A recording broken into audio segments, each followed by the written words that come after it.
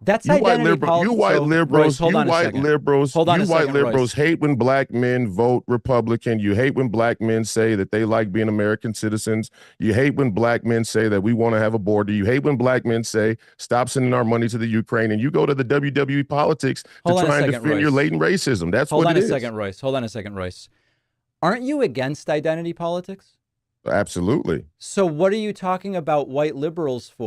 Hey everyone, welcome back to the channel. Really appreciate you clicking on this one because what you're about to see is absolutely wild. So in this video, we've got David Pakman sitting down with Royce White, a Republican running for U.S. Senate in Minnesota. Now, Royce has been making some pretty controversial statements about women in politics, and David decides to press him on it. What starts as a policy discussion about feminism and identity politics quickly turns into something much more chaotic when campaign finance scandals come up and Royce completely loses his composure in a way you have to see to believe. Make sure you stick around all the way through because the ending is honestly one of the most hypocritical moments I've ever seen in a political interview. And hey, drop a comment letting me know where you're tuning in from today. I always love seeing where everyone's watching from around the world. All right, let's get into it. Who says men aren't useful? Oh, Give me a name. well, I mean, for one is Anna Navarro, self-described Republican centrist Anna Navarro. Anna Navarro says that men aren't useful? Anna Navarro sat right up there on The View with Joy Behar and Whoopi Goldberg and the rest of them, and she made a joke about men not being useful except for gay men because they're very good at gossip and accessorizing. But she said it right there on national we started this television. interview with you saying, oh, what you said about women being mouthy is a joke. You're conceding what Anna Navarro said is a joke. And so you're one example. Well, no, I don't think it's a joke. Let me get the question out. I don't think it's a joke. Hold on. No, wait a second. Let's be clear. No, I didn't. I said what I said was said in humor, but it had a lot of validity to it. I don't think what Anna Navarro said was a joke, even though it was said in a joking setting. How do you know it wasn't a joke then? No, I said I don't think it's a joke. Okay. Just like people would say they don't think what I said is a joke. I have the right to think that. My point is that there is a growing ideology that you can see by looking at social media, which is a good temperature gauge of what people think, obviously, because you're bringing up something I said that was posted on social media. Well, I don't want to get bogged down in this necessarily, but it sounds, Royce, no, it's like not, you're no, one it's not example. bogged down. It's important like detail. It sounds like you're one detail of the prevailing view of the feminist movement being men aren't useful is something Anna Navarro said jokingly. Is that right? No. Anna Navarro, just like you're trying to represent my views, or let's not say you, let's say the mainstream media has tried to represent my view about women in general based on one soundbite from one podcast as a general sort of yeah, but forget about that, Royce. Let's not forget about it. No, let's not forget about it. If you're going to keep interrupting me, then I'm going to keep interrupting you. What I'm saying is that the mainstream media, no, you're saying it's not going anywhere. I'm explaining it perfectly fine. The mainstream media is trying to depict or paint a picture of a rising, let's say, misogynist America First movement based on my one soundbite. But then you turn around and say, well, you can't talk about all feminist ideology based on Anna Navarro. What are we talking about? I'm not, no, first of all, I'm not doing that. Let's see if we can reframe, Royce, and then we'll move on. Okay. You've sort of been leading this, okay? You identified a number of groups. Hold on a second. Hold on. Let me just get the question out. And then if you disagree with the question, then the audience can judge for themselves. Okay. You indicated a number of groups. You named women and you named Jews and you named others Blacks that are making and the it so that LGBTQ. being an American citizen is no longer super important. We focused in. Hold on a second, Royce. Women, I gotta be the able to get the question out if we LGBTQ, can. and Jews. I want to be clear. Hold on a sec. Don't say named and a other number of groups. Don't say and other groups. The four groups were blacks, the LGBTQ, women, and Jews. Yes. We focused in on women. Yes. And I asked you for examples. And the one example that you have provided to justify the claim you made is something Anna Navarro said on The View. No, just an example. Well, give me another example. Who are the people saying that men are not useful? Oh, well, they're not. Well, that just happened to be what Anna Navarro said specifically. But you said that that's ideology. Who says the ideology is that men represent the remnant of a tyrannical patriarchy, and by default, the usefulness of men is in question at a societal-wide basis. Okay. I don't want to use all our time on this, but it sounds like we're not going to get any more examples, and the audience can kind of judge that for themselves. Hey, you can pick anybody you want. The whole Me Too movement was based on the claim that we should believe all women. Do you think we should believe all women? Well, that we've already talked about. It's a completely different question, and it has to do with what is the responsibility of police Wait a second. It has nothing whatever. Wait a second. It's not a different question. It's not a different question at all. It certainly does, because there are fundamental rights of being an American citizen, one of which has always been the presumption of innocence. Number one. So there is complete merit to bring it into question when we talk about American citizenship. Royce, you understand that when police investigate crimes, they investigate crimes, but that doesn't take away the presumption of innocence in a court of law. Like, this is basic legal stuff, Royce. No. It takes away the presumption of innocence in the court of public opinion. But this is crazy. It takes away the presumption of innocence in the court of public. This is the moment where Royce White completely destroys his own argument without even realizing it. When David Pakman asks him to name someone who says men aren't useful, Royce brings up Anna Navarro from The View. Fine. But here's where it gets wild. Pakman points out that what Anna said was clearly a joke, and Royce admits his own mouthy women comment was humorous too. But then watch this move. Royce says, "I said what I said was said in humor, but it had a lot of validity to it. I don't think what Anna Navarro said was a joke, even though it was said in a joking setting. Do you see what just happened? His joke has validity. Her joke doesn't count as a joke. That's the entire game right there. When he makes inflammatory comments, it's humor with a point. When she does it, it's proof of a dangerous feminist ideology." The double standard is so blatant it's almost impressive. And then it gets even better. Royce actually complains that the mainstream media is trying to depict or paint a picture of a rising misogynist America First movement based on my one sound bite, but then you turn around and say, well, you can't talk about all feminist ideology based on Anna Navarro. Pakman catches him immediately. You're literally doing the exact thing you're accusing us of doing. You're taking one soundbite from Anna Navarro and using it to paint the entire feminist movement. But when someone does that to you, suddenly it's unfair. The hypocrisy is suffocating, and Pakman keeps asking for more examples. Just give me one more name, one more person besides Anna Navarro who represents this widespread ideology, and Royce can't do it. He deflects, he interrupts. He pivots to social media being a temperature gauge, but he cannot name a single other person. So Pakman summarizes it perfectly. The one example that you have provided to justify the claim you made is something Anna Navarro said on The View. That's it. That's the entire foundation of his argument about weaponized feminism. Then Royce tries to shift to believe all women and the presumption of innocence, and Pakman has to give him a basic civics lesson. You understand that when police investigate crimes, they investigate crimes, but that doesn't take away the presumption of innocence in a court of law. Like, this is basic legal stuff, Roy. This is high school government class material. Investigating allegations is not the same as convicting someone. The fact that this needs to be explained to a U.S. Senate candidate is genuinely concerning. Public opinion, which now in today's world can be just as dangerous as the opinion in the court of law. And even for false rape claims are 0.02% of all sexual assault claims. According to you. According to crime reporting from police departments all over the country. According to you and the police departments. According to you, then why don't they bring more claims? Who? Why don't more make it to the courtroom?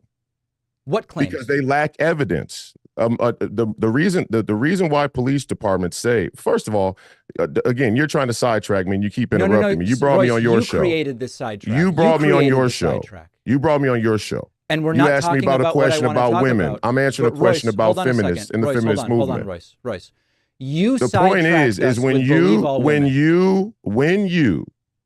you assume that all women are telling the truth, or that we should believe all women on face value, by default, I don't know anyone who has said that. The whole movement of the whole Me Too movement was based on this idea that believe all women. That's your assertion. I don't believe that to be true. Oh, okay. Well, you let your viewers decide then. Let's go to the next question. Trust but verify is the view that I've always had. Believe all women was the commercial, widespread commercial.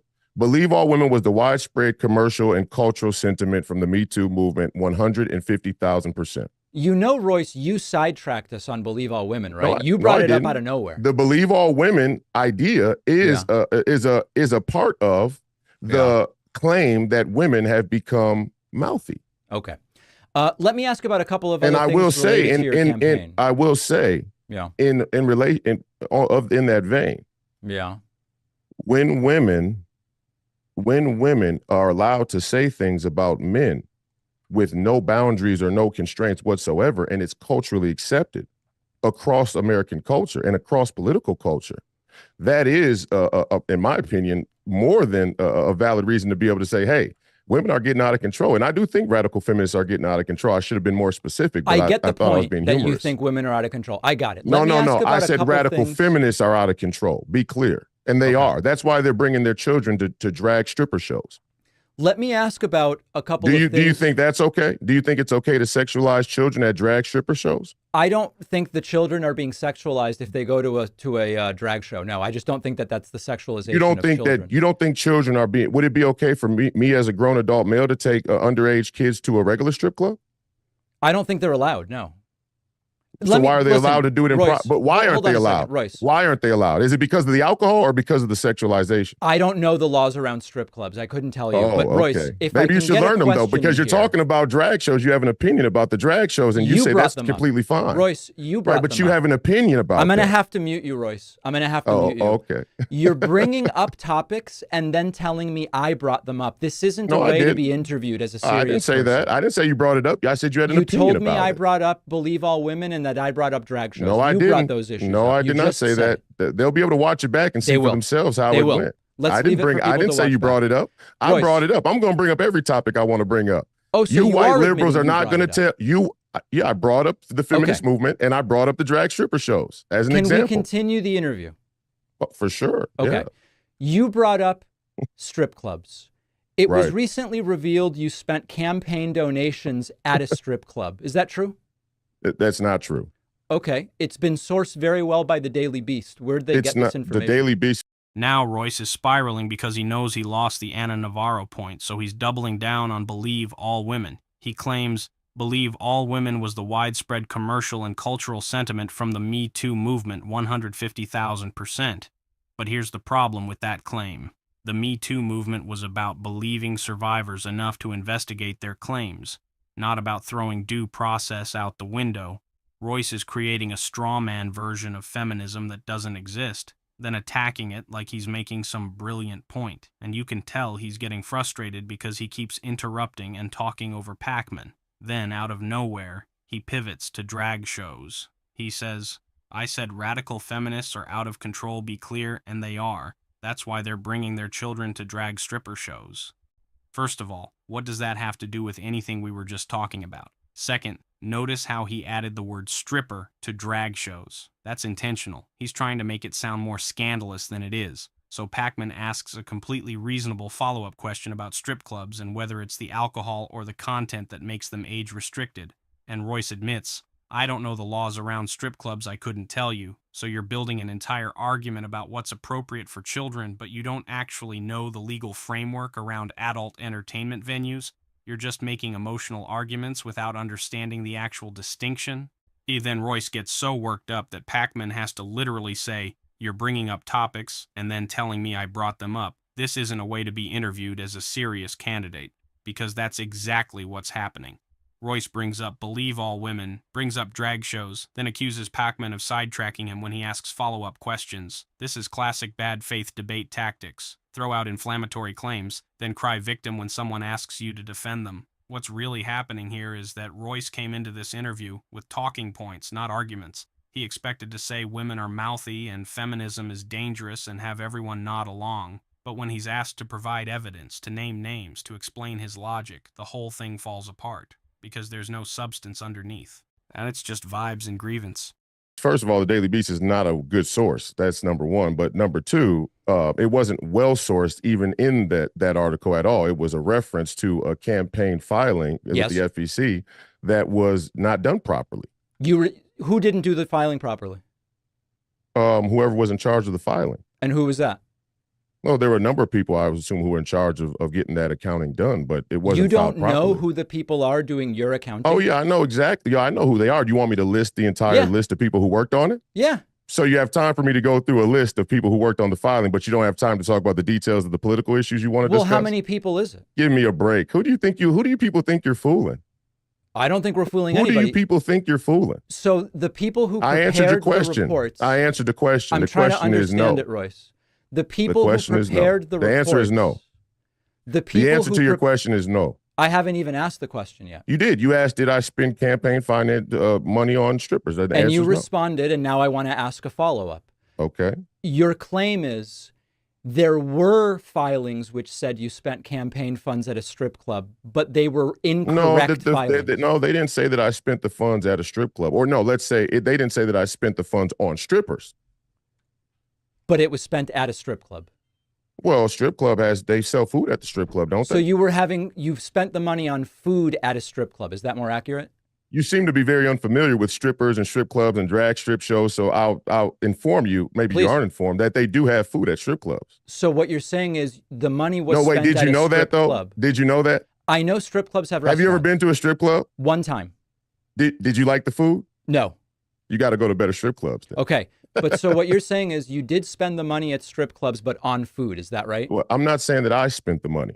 I'm saying that there was a filing on my FEC report that shouldn't have been there and potentially should have been reimbursed by somebody who may have been at the strip club, but that there is food at the strip club. So to say it was spent on strippers is not based on factual evidence. I didn't say that. Especially not from the day that you did. I said strip club, not strippers. No, well, okay. Well, which that's is the what's same thing you're implied saying, by right? the Daily Beast. It's the same thing you're saying, right? So we agree. But that's what's been implied by the Daily Beast and other people as well. Money was spent at a strip club by someone else in your campaign on that's food. That's what's been implied by the Daily Beast and other mainstream media outlets as well. And what's the truth? I just told you. Someone else bought food at a strip club with campaign funds. No, I told you about the FEC filing. You seem to have a lot of time for this one. Well, it's because you're so obviously lying. Okay. I'm so obviously lying? Yeah, just tell me the truth. So did a staffer spend money on food at a strip club? You white liberals have a lot of nerve.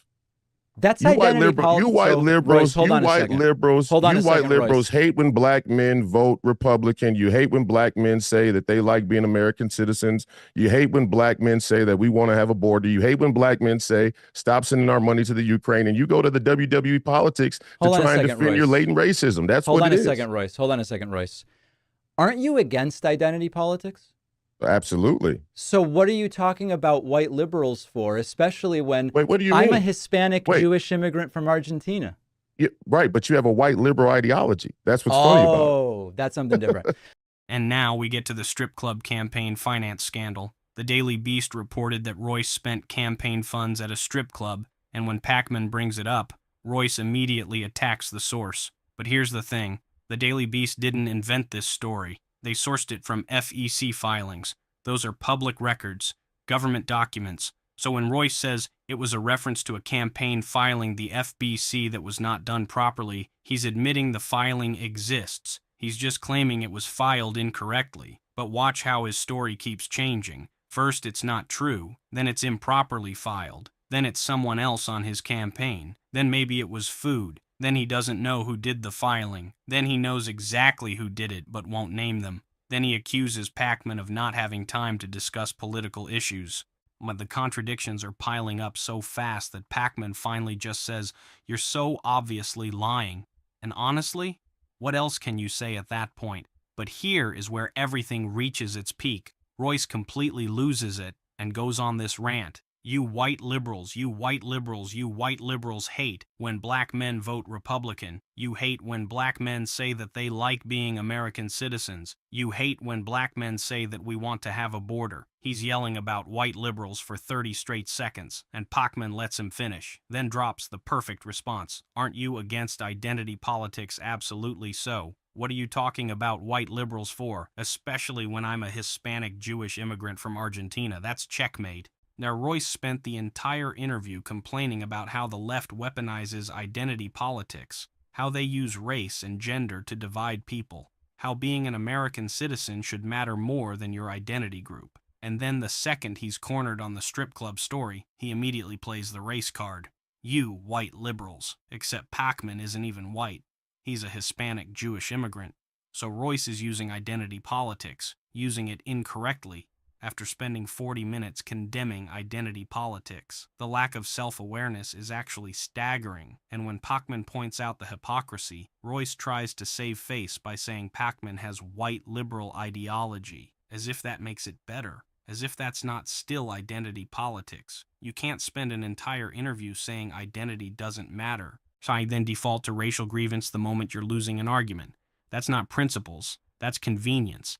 This whole interview is a masterclass in how shallow reactionary politics actually are. There's no coherent worldview, just vibes, deflection, and whatever talking point feels good in the moment. And when you press on any of it, it collapses immediately. So what do you guys think of this? Leave your thoughts down in the comments. Please like and subscribe, and I will see you in the next video.